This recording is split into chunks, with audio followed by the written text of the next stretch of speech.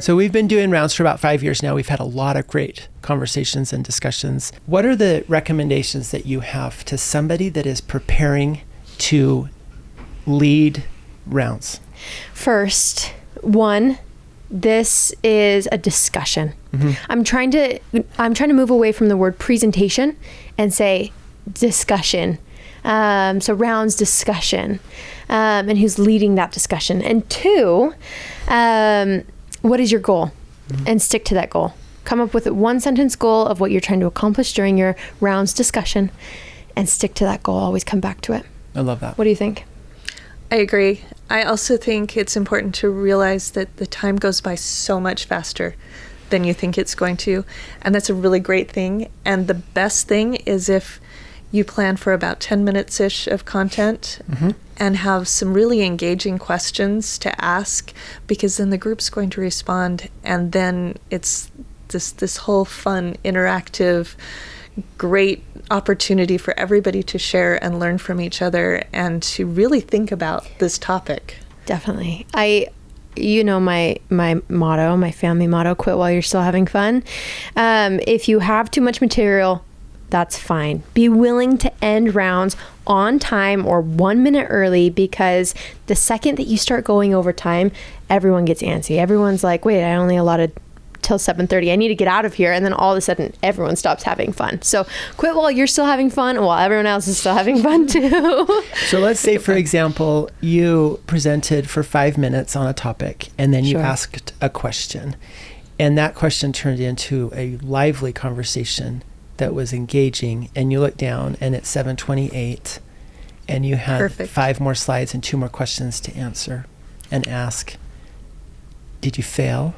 You succeeded. Yeah, you totally won. You won. You won. That's best. Yeah, that would be best case scenario. If you get through all of your material, it probably means that you didn't ask enough questions, right? You didn't engage the group enough. You were talking too much, right? So here's the area I think people struggle with the most. It's the facilitated discussion. They ask a question, and either they ask a question that has a defined answer that nobody wants to answer wrong, or they don't give people enough time to really answer the question. So what suggestions do you have for people to really engage in a facilitated discussion?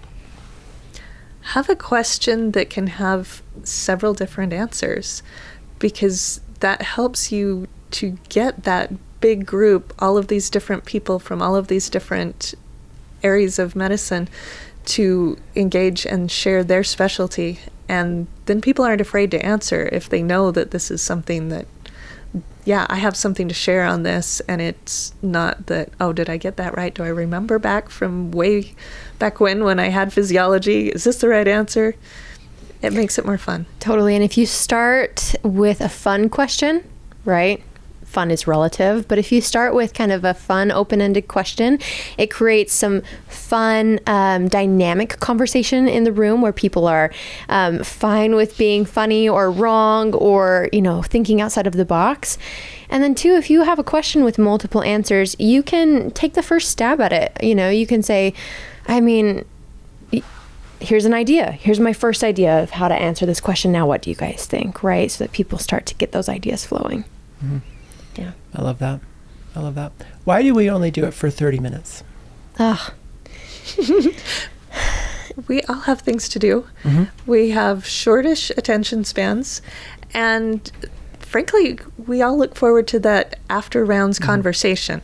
And so 30 minutes is plenty. Mm-hmm. We had someone new come today that had never been to rounds, and he was a new physician. He came with, a representative from the hospital to show him around, and afterwards he goes, "This was actually really fun. Mm-hmm.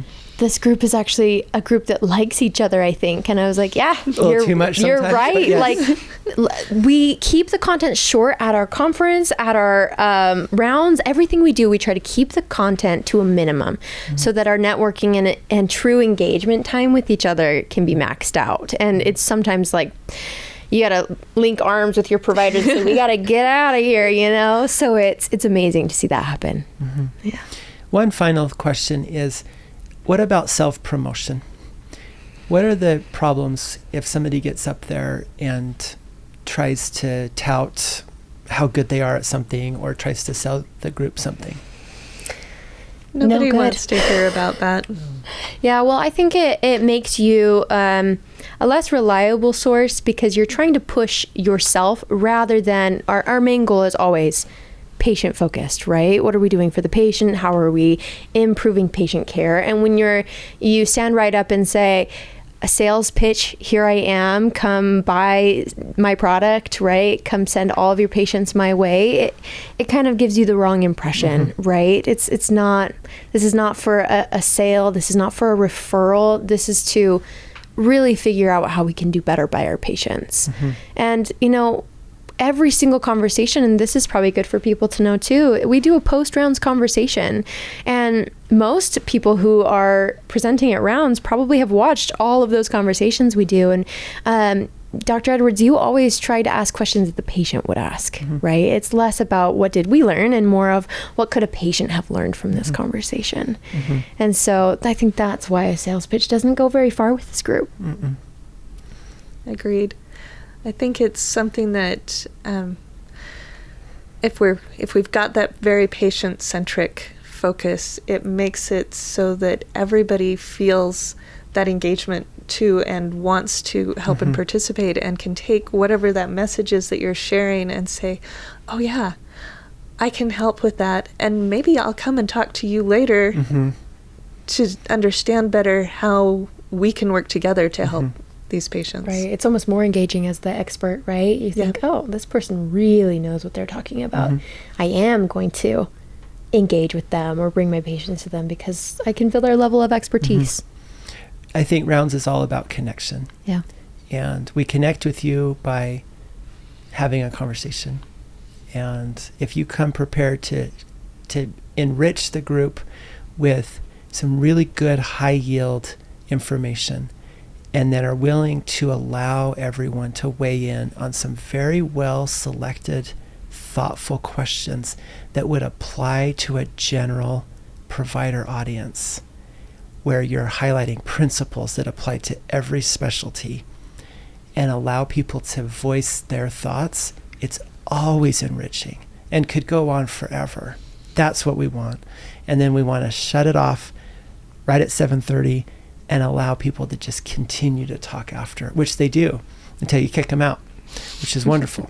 So I think that the rounds has been successful because it's been a means for people to really connect, and we want to keep it up and keep making it better. So